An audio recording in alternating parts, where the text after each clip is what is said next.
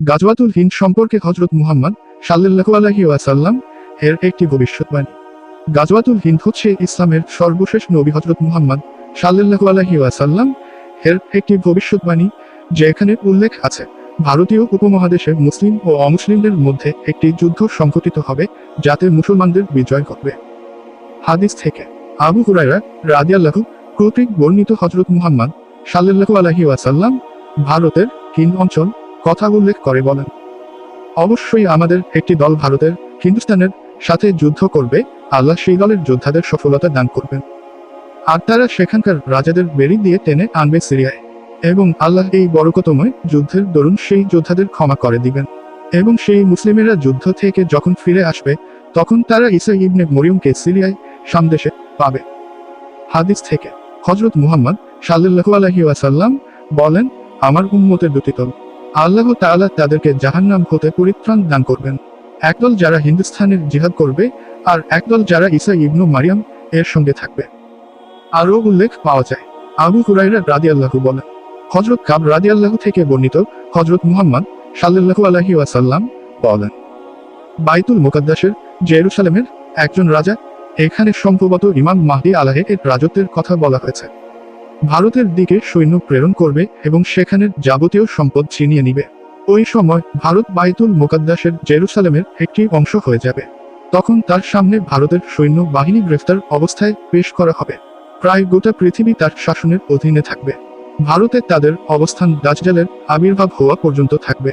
এখানে সম্ভবত ইমাম মাহদী আলাইহির রাজত্বের কথা বলা হয়েছে। গাজওয়াতুল হিন্দ সম্পর্কে শাহ নিয়ামত আলী রহমাতুল্লাহের ভবিষ্যৎবাণী। শাহ নিয়ামত উল্লাহ রচিত কাশিদা বই এর বর্ণনা দেয়া আছে।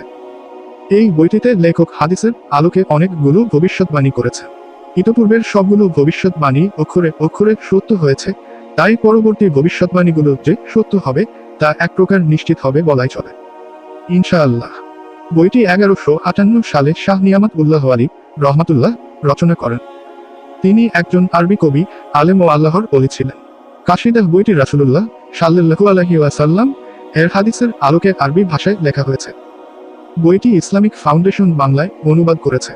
বইটির 37 নং লাইনে বলা আছে, কোন এক সময়ে হিন্দুদের অর্থাৎ ভারতের পাঞ্জাব প্রদেশ মুসলমানরা দখল করে ফেলবে।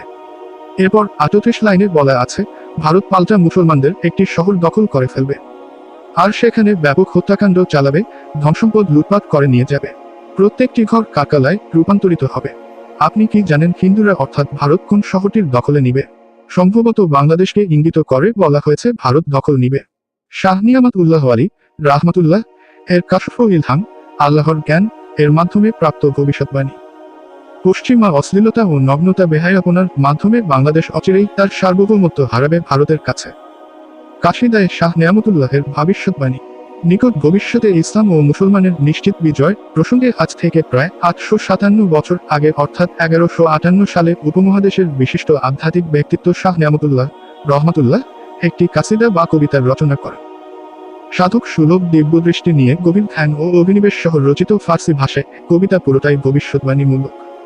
অদৃশ্যের পর্দা উন্মোচন করে, অনাগত দিনের জনবিকা ফাঁক করে যে রহস্য উদ্ঘাটিত হয় তাকে বলা হয় কাশফ। মনের দোদুল্যমান অবস্থায় আল্লাহর প্রতি পূর্ণ মনোসংযোগ করে সঠিক সিদ্ধান্ত চাইলে অর্থাৎ ইশতিখারা করলে সঠিক সিদ্ধান্ত গ্রহণ করা সহজ হয়।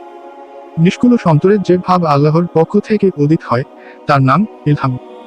শাহ নিয়ামতুল্লাহ রহমাতুল্লাহ কাশফ ও ইলহাম, আল্লাহর জ্ঞান এর মাধ্যমে প্রাপ্ত এসব অদৃশ্য ইশারা তথা ভবিষ্যৎবাণী লাভ করেন, যা তার ঐতিহাসিক সারা জাগানো কবিতায় বিবৃত হয়।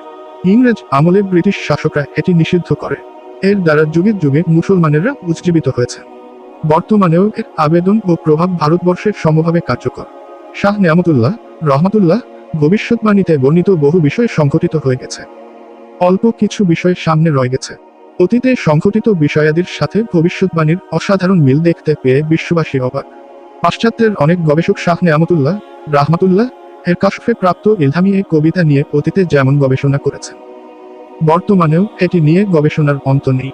এখানে 58 লাইন বিশিষ্ট কবিতার বিষয়বস্তু, সংঘটিত ঘটনাবলী, ভবিষ্যৎ ইশারা ইত্যাদি নিয়ে সামান্য আলোকপাত করা হলো। কবিতার শুরুতে নেয়ামতুল্লাহ শাহ সাহেব বলেন, ভারতবর্ষের অতীত পেছনে রেখে এর ভবিষ্যৎ সম্পর্কে কিছু কথা বলতে চাই। মুসলিম বিজয়ের পর প্রথম পর্বের শাসন শেষে দ্বিতীয় পর্বে শুরু হবে মোগল শাসন।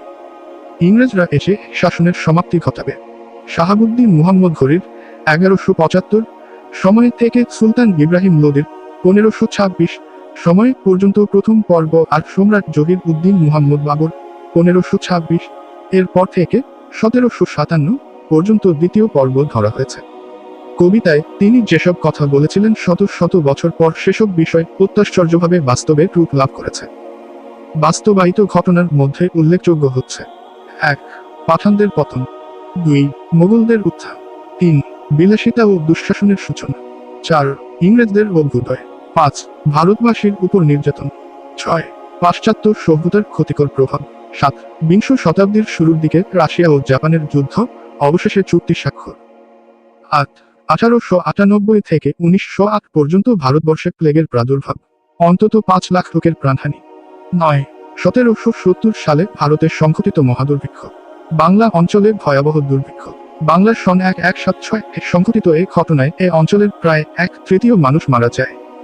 ইতিহাসে এই দুর্ভিক্ষ 76 এর মনন্তর নামে খ্যাত। 10. 1944 সালে জাপানের টোকিও ও ইয়াকোহামায় প্রলয়ঙ্করী ভূমিকম্প সংঘটিত হয়। 11. 1914 থেকে 1918 পর্যন্ত 4 বছর ইউরোপে প্রথম মহাযুদ্ধ সংঘটিত, জার্মানি ও ইংল্যান্ডের মধ্যকার যুদ্ধ। 12. বিশ্বযুদ্ধে 1,31,00,000 মানুষের মৃত্যু।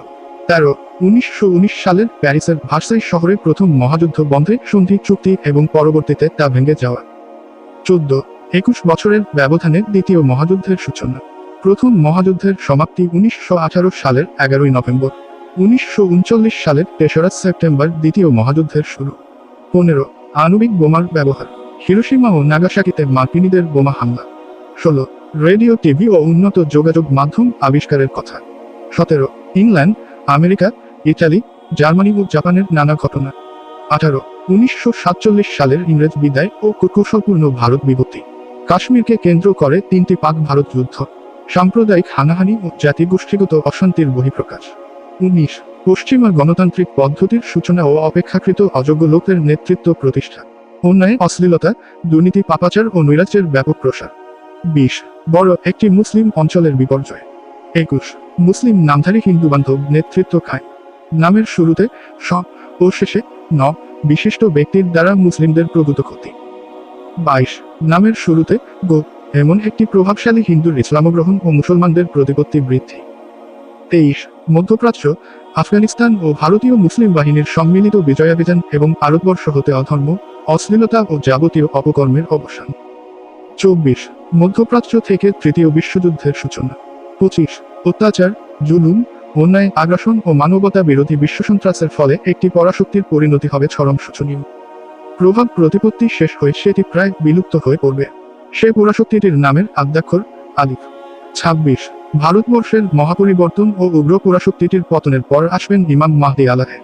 এর 26টি পয়েন্টের মধ্যে 23, 24, 25 ও 26 নিয়ে গবেষণা করলে দেখা যাবে ব্যাপক পরিবর্তনের সূচনা পর্ব এখন চলছে। 1. ইংল্যান্ডের অবস্থা এখন কি? 2. ব্রিটিশ সাম্রাজ্যের সীমানায় একসময় সূর্য ডুবত না, বর্তমানে এর সীমানা কতটুকু? 3. মার্কিন যুক্তরাষ্ট্র বিশ্বব্যাপী কতটুকু জনপ্রিয়? 4. আরব বসন্তের পর মধ্যপ্রাচ্যের পরিস্থিতি এখন কেমন? 5. ইসরায়েলের বিরুদ্ধে ফিলিস্তিনের নৈতিক অবস্থান ও সভ্য পৃথিবীর সমর্থন এখন কোন পর্যায়ে রয়েছে? 6. লিবিয়া, তিউনিসিয়া, মিশর, ইয়েমেন, জর্দান, সিরিয়া পরিস্থিতি কতটুকু পাশ্চাত্য বান্ধব? 7. ইরাক, সিরিয়া ও জর্দান পরিস্থিতিতে মিত্রশক্তির পথ কতটুকু নিষ্কণ্টক? 8. সৌদি আরব, কুয়েত, কাতার, বাহরাইন, আরব আমিরাত কোন পথে এগুচ্ছে? প্রথম পর্বটি এখানেই শেষ হচ্ছে। দ্বিতীয় পর্বের জন্য অপেক্ষা করুন।